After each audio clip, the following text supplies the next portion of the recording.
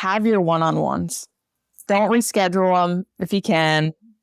Have your one-on-ones and make it a point this week to ask each team member a new category of questions that you've not before. Like, where do you want to go in your career? If you haven't had that conversation and that person's been working for you, I hear this so often. That person, well, they've been working for me for a year. I don't know where they want to go, but it's too late to ask now. It's never too late to ask. You got to ask. It's so important to understand that.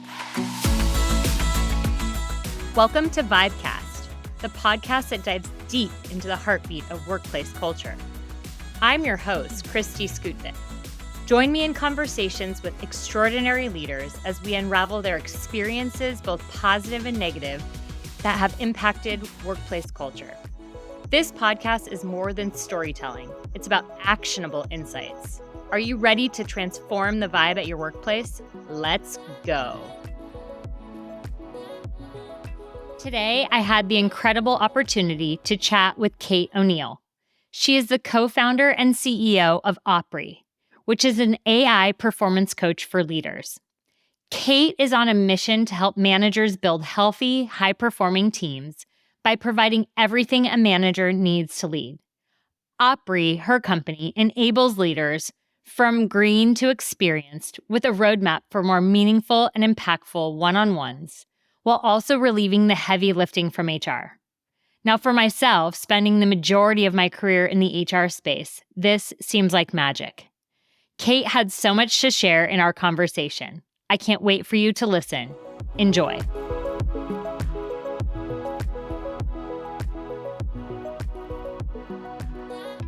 All right, Kate. Well, I am so grateful that you're here.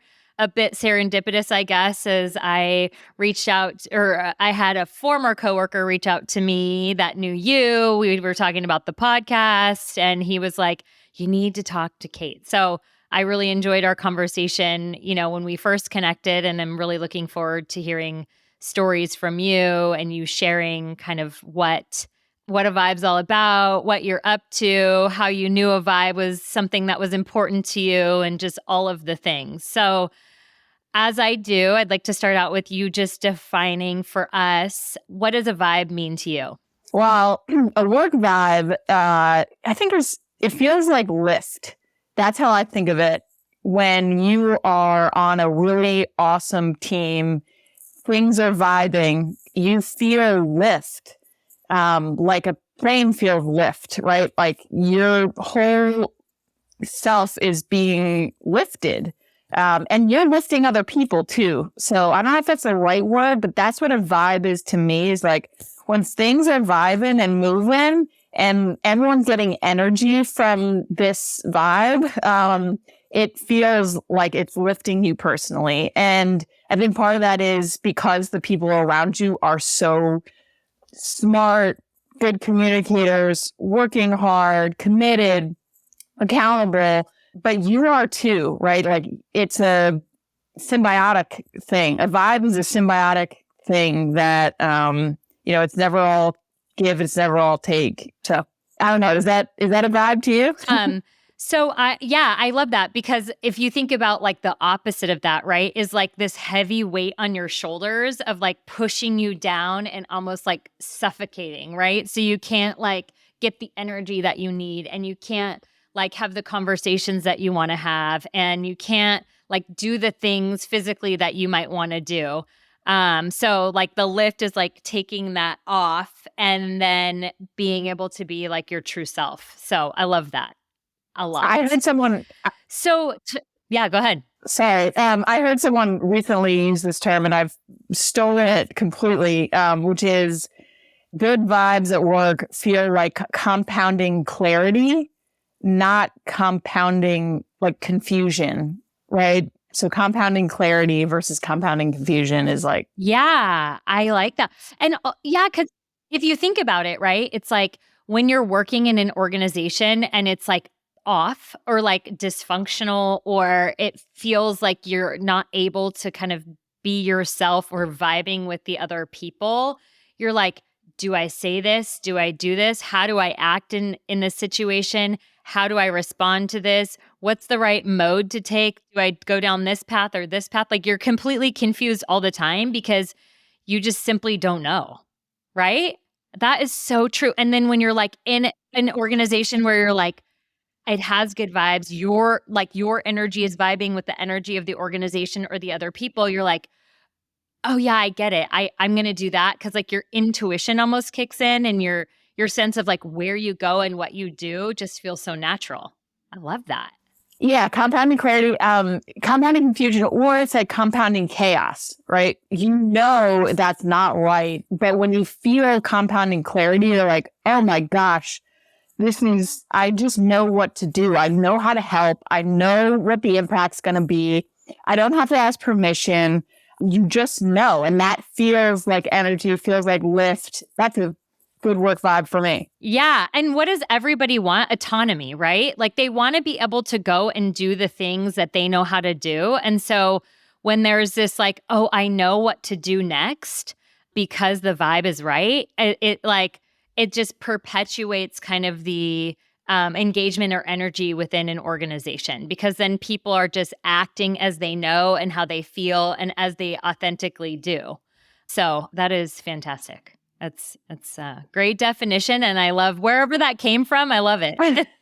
I would say you're exactly right. It's, they don't even just want autonomy. I think you need it. I think it's necessary for good vibes. For sure. For sure.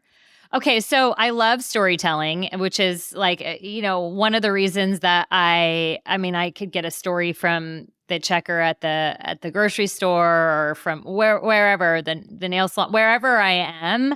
I just love hearing other people's stories. So I'd love to hear your journey to where you are today of like feeling vibes or experiencing them in an organization, and then how you've translated that into what you're doing today. So just kind of whatever story you want to choose, wherever you want to take us and start us, I'd just love to hear kind of what shaped, the importance or the defining moments, if you will, to creating vibes in the workplace. Yeah. It's interesting. There's a few key moments I've thought about since we talked about doing this. I think the first one for me, it was foundational, but man, if there's parents out there, being part of organized sports was so important and impactful for me. I mean, it just was like, it was so formative to who I am as a human.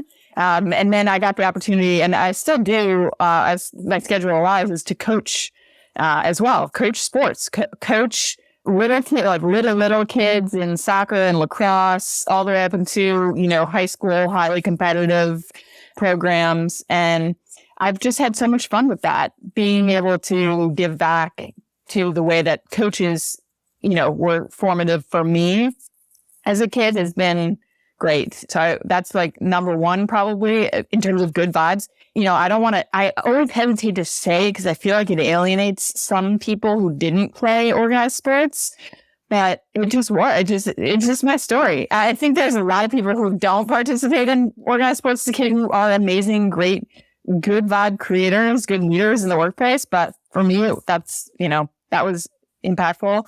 And then I would say, this was really interesting. I'm curious to get your feedback on this because I don't tell this very often because I used to be really embarrassed by it. When I was like 2 years into working, my boss called me. It was a small business media, but big impact in an industry, trade magazine. But it's small, it's like 10 people working there, 15 people working there. And he called me into his office, and I'd been working for him for a year. So I spent 1 year in a big public company and then 1 year in this small business. And he's like, I'm going to give you a raise. And I was like, great. Why? And it was a 10% raise.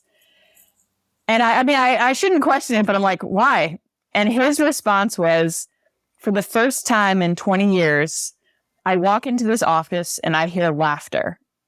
And the culture here has changed, and you've been the agent for that. And I was really embarrassed by that for a really long time because I felt like I wasn't getting this raise for like contributions I had made to the performance of the company. But with a little bit more like discussion and understanding, and I worked for him for many years, he's like, that's what increases performance. Like, you're not just increasing your own performance, right? It's for everyone.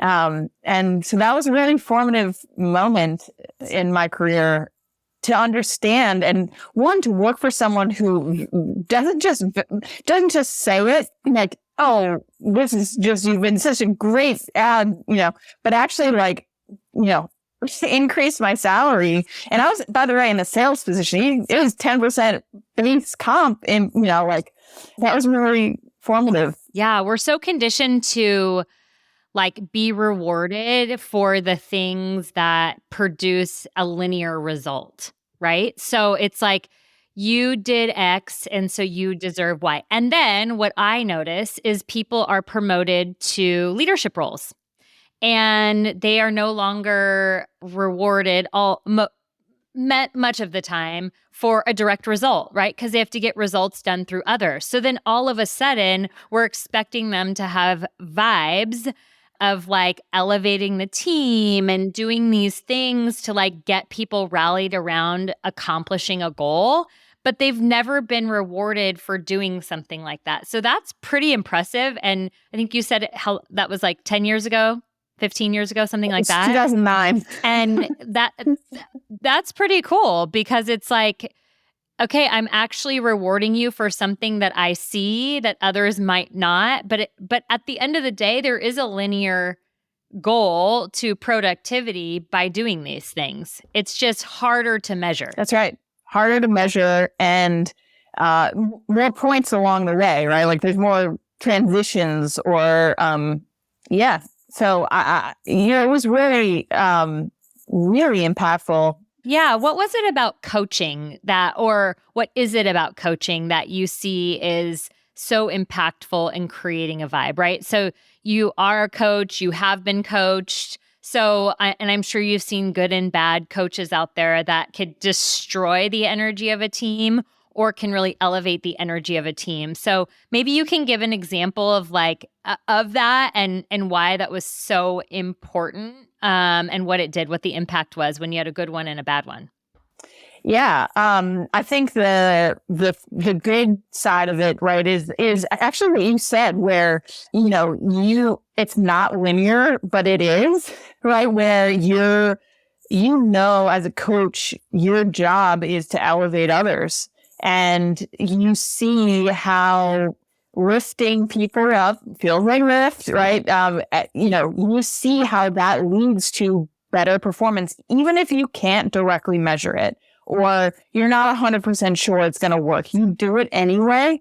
Those are the best coaches, because, they see the value of helping to lift others. And it's not just about lift, right? There's in coaching, it's helping people to see their own performance in the context of all the other things happening, right? In sports, it's like, what's happening on the field, what's happening on the court, whatever the case may be. As a player on a field, you can't see what the coach can see. It's literally a different perspective. And your perspective matters a lot, right? They can't see what you see either. So it's really important that you understand your own performance, but a coach that can help you see that bigger picture of the context of what's happening is not just someone helps to lift your individual performance. And sometimes those conversations are hard. It's also someone who can adapt their style to you and the way that you hear feedback and have hard conversations. That's I think a really good coach isn't just like practicing the fundamentals. They're actually adapting to you. And by doing so, you hear and understand that it gets deeper, it's like, it gets in there better. And that's a really hard thing to do. There are, so that's the best, like, generic coach, I would say. There are some types of coaching, and I think there's places for this, like at the upper echelon, like think professional sports athlete, right? They might have a endurance coach and a strength coach and a, scares coach and I'm going to beat you up because I don't know, you respond to that coach. Right? They have very specific kinds of coaching, and those coaches don't adapt to people. They have a method, and that method works with some people, not all the people. And I think in a work context, that doesn't really work unless, you're Jeff Bezos or something where you can hire all these different coaches to, piece part, stuff together. But for, the number one skill that we want out of our managers is the ability for our managers to coach us. That broader view of coaching is by far and away the better, or what we see anyway, better coaching for you as a professional, because they're able to see what you need and put, you and your performance in the context of the field of play. And that's like 80% of it right there. If you want to go hire a endurance coach, you do that. But that first 80%, that foundation, that's good coaching. And it's very hard. Yeah. I would say. Yeah. And you bring up a really great point, right? If we stay with the analogy of like sports coaching and how many of the kind of upper tier elite athletes have very specific coaches for very specific things that they're trying to improve on. If we translate that to the workplace, we look to leaders to be the coach of all things, and that can be really hard. I don't think we should ignore that or disregard that. And sometimes, so we're asking a leader to be like a generalist, and that is really hard to do. Most people aren't good at that. It's like saying, oh, I'm a good multitasker. It's like, actually, you're not. Nobody is, right? Maybe some people can make it look better or easier or what have you. But I'll say that. And then, we've all tried it. We're texting while we're on a call, and then they call on you and you're like, oh, could you repeat that? And so I think as we kind of look at the landscape of leaders and coaching in the workplace to create the vibes that they're looking for, it's a hard job to do, right? It takes kind of several inputs and components, and then you have to digest that. And then you have to decide where you're going to focus with that particular person or team or organization or whatever level of leader you are. So yeah, I haven't looked at it from that perspective, but that's a great point of like, no one leader is a specialist in coaching somebody on their team, because everyone has different needs, everyone has different specialties. And so it's really understanding how that person's going to hear your feedback so you can meet them where they're at to some degree, or the degree that you're capable of or that they're capable of hearing, and then taking it from there. That's it. That's everything. Something you said, I don't know if this is popular or not, but the multitasking thing, I don't believe multitasking exists. Like, it's not possible. You lose in the long run. It is simply us rebranding a lack of focus or changing priorities so much that we've convinced ourselves that it is actually productive when it's not for anyone. Anyway, I'll get off my soapbox about that. No. I totally agree, right? Like, the world is busy and our lives are busy, but busy to me is a 4-letter word that just like we rise to the occasion of the words that we speak out loud. And so if we continue to tell ourselves that we're so busy and we have to multitask, you're right. I was on a call earlier today and we were talking about like being present in the moment to be able to see those opportunities to connect with people, because connection with other people, especially in the workplace, is so incredibly important. And we're missing those moments to connect if our mind is another place. I mean, that goes for kids too, right? Like, I can tell you there have been several hundred, probably thousands of times I've been in the car and I'm thinking about something and my kids are talking to me. And I mean, that's a version of multitasking when you're like mind's somewhere else and you're not in the present moment, like waiting for the opportunity to arise to connect with my kids. I mean, it happens all the time. So as a leader, if we're doing something else while we're trying to have a conversation, you're not connecting with the people that want it the most, right? So when you're at home, it's probably your family. When you're at work, it's the people who report to you or work for you or work with you. Even if you're not a formalized leader, you're leading in some way, shape, or form and providing some sort of value to the people next to you. So yeah, I am with you. I need to get better at it. But this idea of connection is so incredibly important for people. I'm jumping around. No, go ahead. Yeah. I was gonna say, like, I know one of the questions is like, what's one piece of advice for leaders? It's to use the focus statuses on your phone. So like, I have do not disturb, right?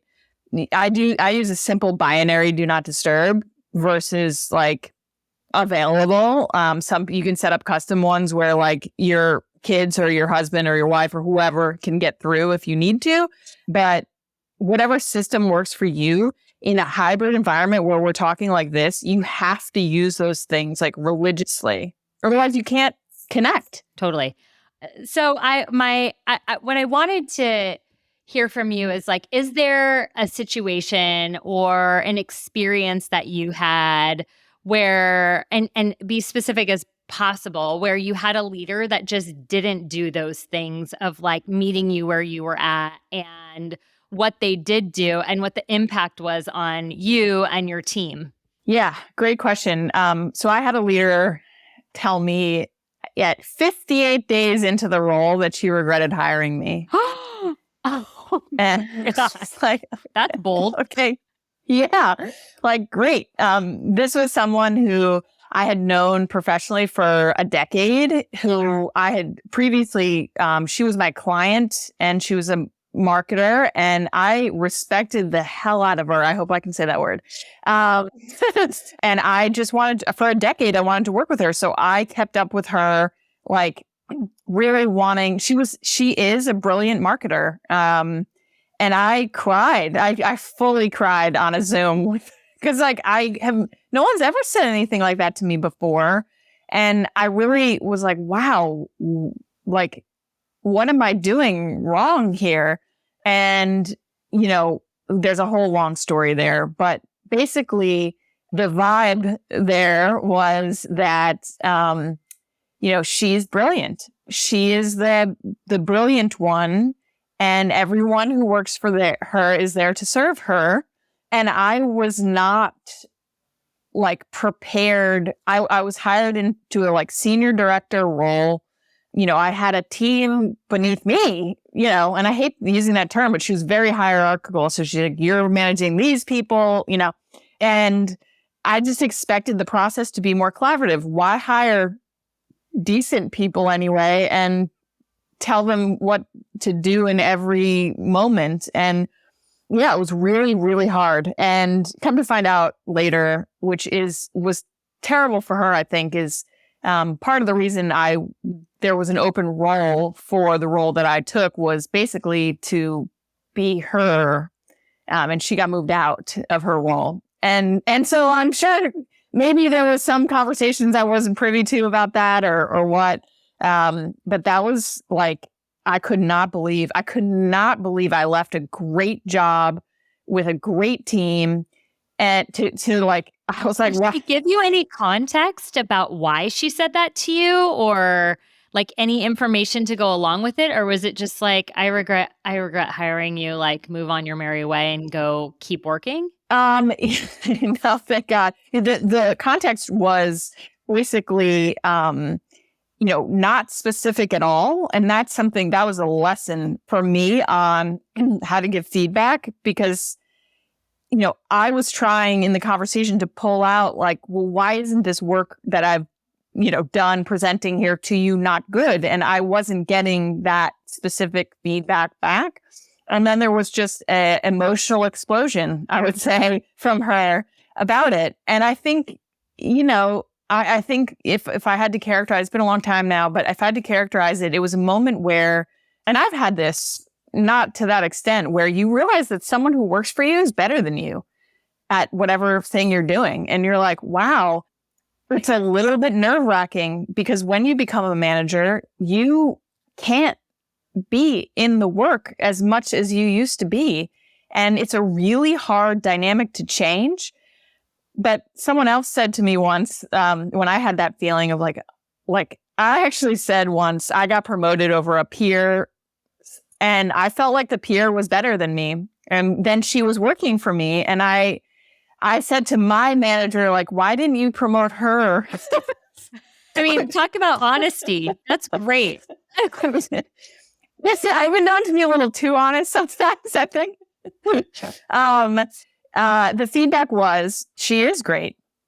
We, basically, like, there are going to be better marketers than you, but I didn't hire you or I didn't promote you into this role so that you could be the best marketer.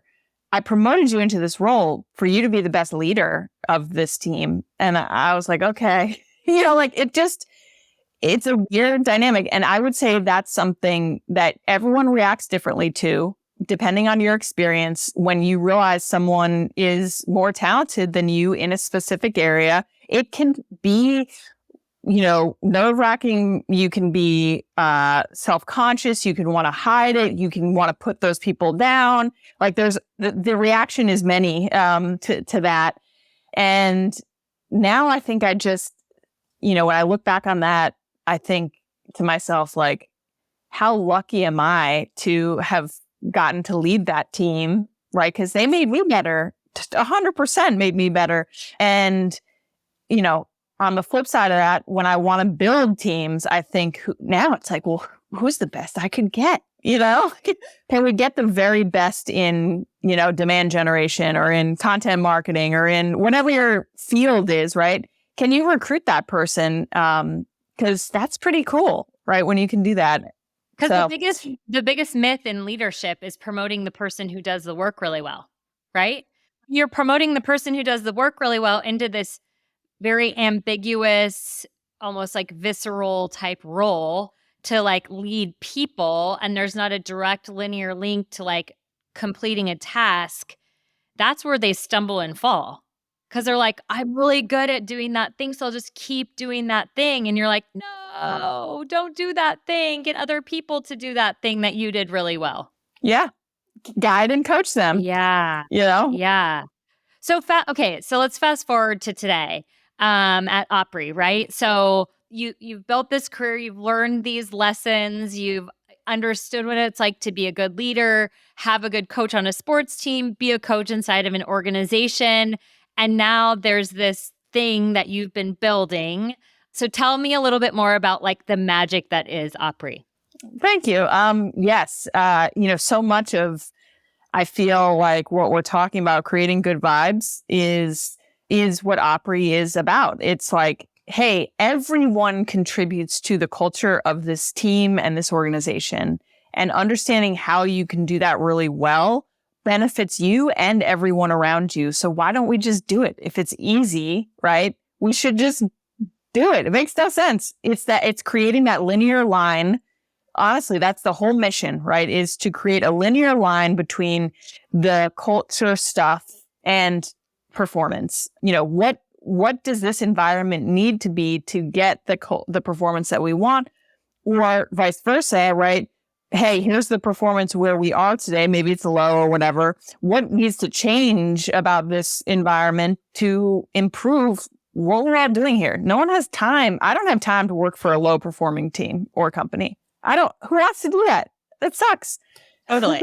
The fun is in winning, right? Like whatever winning means to you. It doesn't have to mean, getting every sales deal. It doesn't have to mean having the highest analytic. I mean, winning means something different to everybody. It could just mean feeling fulfilled at the end of the day when you go home to your family. That could be winning, right? Whatever your winning means. Yeah. So you do this through coaching, right? Like one-on-one coaching is the idea behind Opre, of like working with leaders and utilizing technology to meet people where they're at faster, right? Yes, it is that, but it's through AI, right? So it's saying, hey, to use the sports analogy again, right? Performance, like when we think about how performance is typically managed, it's usually there's some HR initiative to do performance management, And I actually would love to talk about the ways that needs to change. And then there's like the team, there's like the team or specific, spreadsheets, Notion, whatever the, goal tracking thing is, or the way we set that up, the way we do, goals or whatever. Those are sort of like how performance happens. And they've both all become about the measurement of the performance rather than the improvement of the performance. Like we talked about this, previously, like what are the inputs to the performance? The performance itself is an output. It's done. It's, last quarter's performance means almost nothing today, right? What do we need to do today to make sure in, a quarter we're going to have what we want?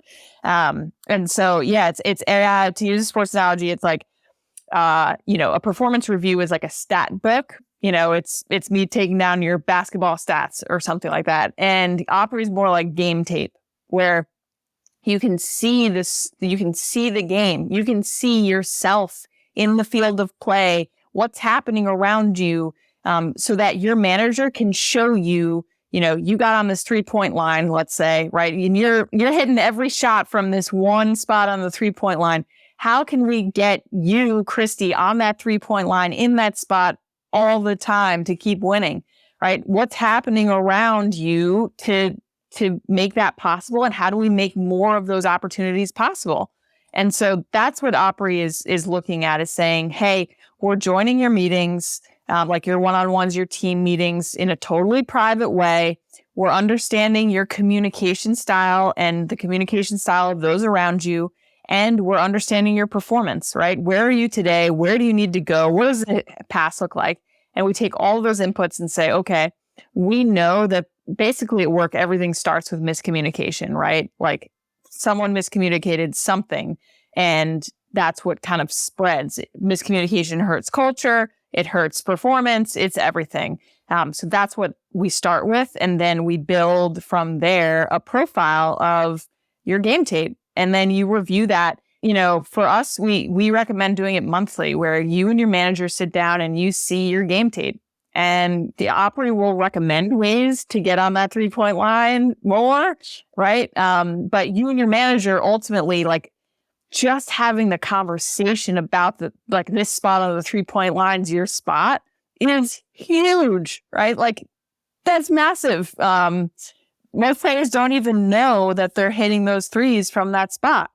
And so just being able to see that and then hypothesize ways to do that more often is like 80% of the battle of getting to high performance, getting to compounding clarity versus compounding chaos. And I love this idea of utilizing. So AI is here. It is here. I mean, if you're watching the Olympics, like Google is talking about their AI Gemini, like every single commercial that I'm seeing is one of those commercials with Google Gemini. And so it's here, and we can either use it and use it well, or we can ignore it. But this is just a fantastic application of how AI can kind of insert itself into something that's already happening, an operational rhythm that's already happening, to give you further clarity and kind of hone in even closer to what maybe the core issue is. Maybe it is a communication issue, right? Like, how many times I've had so many coaching sessions with leaders over my career, and they're like, I am communicating. I am telling them. I am. And then you listen in, right? Just human ears listening in, and you're like, you are? Huh? So how cool is this that it doesn't take another human to listen in, but rather AI, something that can get smarter over time, I presume, in order to like coach so specifically to that person versus just coaching, through like a stack of like, here's how to coach 1 through 10. It's just so cool, because ultimately, I'm certain for many leaders is like just to make an impact on their team and elevate their team and that person to be doing their best work. I have the belief that nobody goes to work with bad intentions. Like, nobody goes to work and says, I want to do a really bad job today. Not a single person. I mean, if they are, they won't last long. That's for sure. And then we start to get tripped up over ourselves because of poor communication from a leader. It seems so simple, right?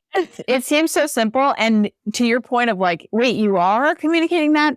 What's crazy is that leader is probably using that exact communication with, two other people, and it works. But for this one, it doesn't work. And how do you adapt your style to know that the communication is effective, to feel that compounding clarity because everyone understands it?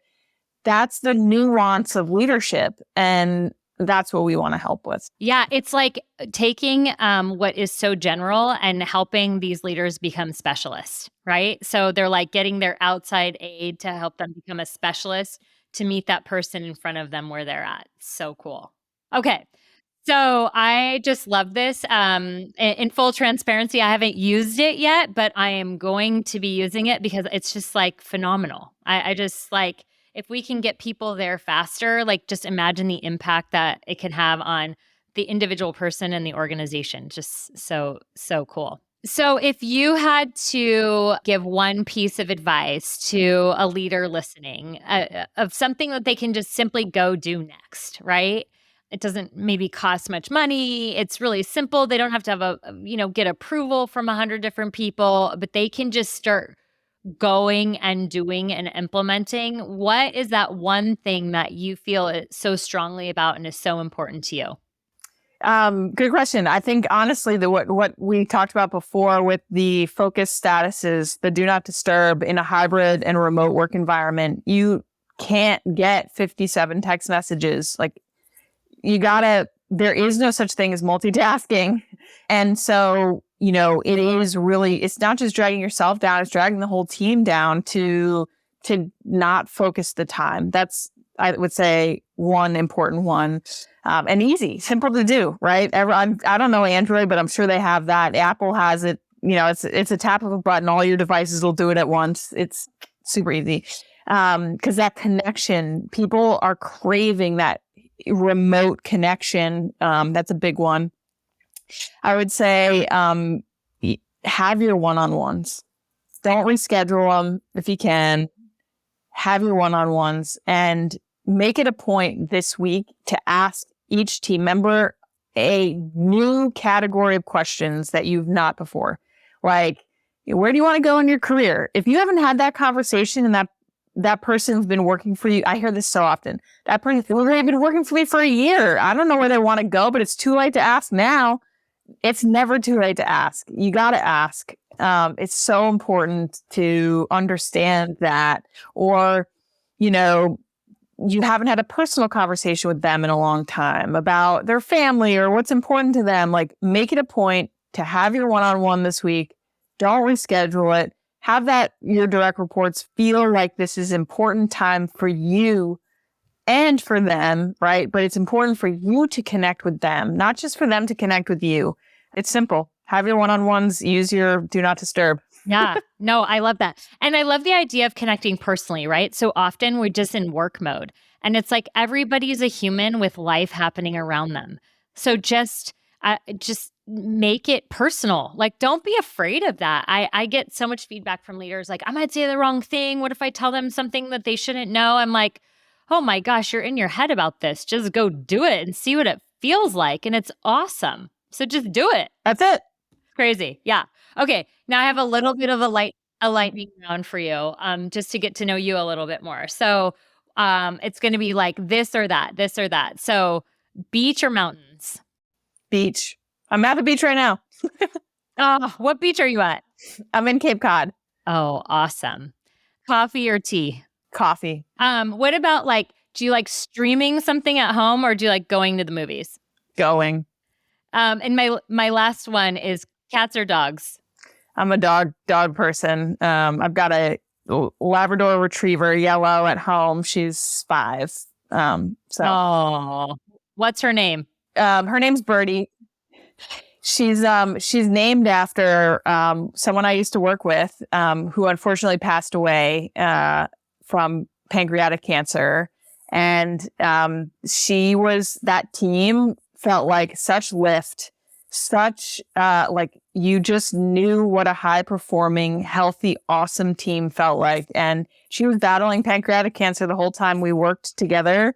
The whole team rallied around her, and it was really hard to lose her. But man, she was such an inspiration for all of us about, what work means, and that we all have lives and we're all face something really hard. And she, I think she enjoyed her last few years, and still worked and had fun doing it. So Birdie's named after her. Oh, I also have a yellow lab. So he's a big, his name is Wayne. And he is a big, chunky white lab who loves food and loves to chew apart my younger daughter's stuffed animals. And it makes her really upset. But we love him for that. Birdie's go-to is the toilet paper. She was just like, toilet paper all the way. For sure. Oh my gosh. So fun.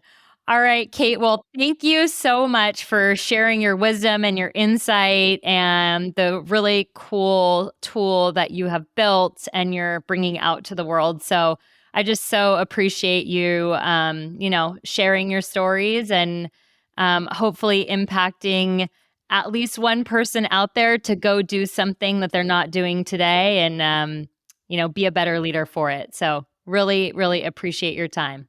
Thank you so much for having me. You're the one doing all the work of sharing these stories. So, I hope this episode is helpful, but also the whole thing is awesome. So.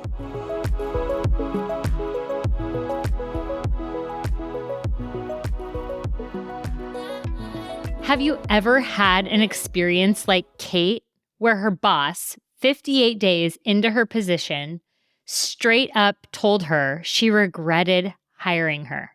Wild. How's that for leadership skills and lifting the vibe? Pretty horrible, if you ask me. Kate definitely learned from that experience what not to do as a leader, and fortunately stuck it out long enough to understand what was driving that behavior of her leader. Kate's individual experience has shaped her definition of a vibe. When it's good, there is compounding clarity, and when it's bad, there is compounding confusion. This is a simple gauge to use when you're not sure what the vibe is. Just look around and test the waters. I love the simplicity of Kate's one thing she advised leaders to go do now. Stop thinking you can multitask. Remove the distractions. Simply put on your Do Not Disturb feature on your devices so you can be in the moment, distraction-free, to create a positive impact on the people in your life that matter the most. Don't miss the moment, and remember, vibes is a word, but connection is how you get there. Keep vibing, my friends.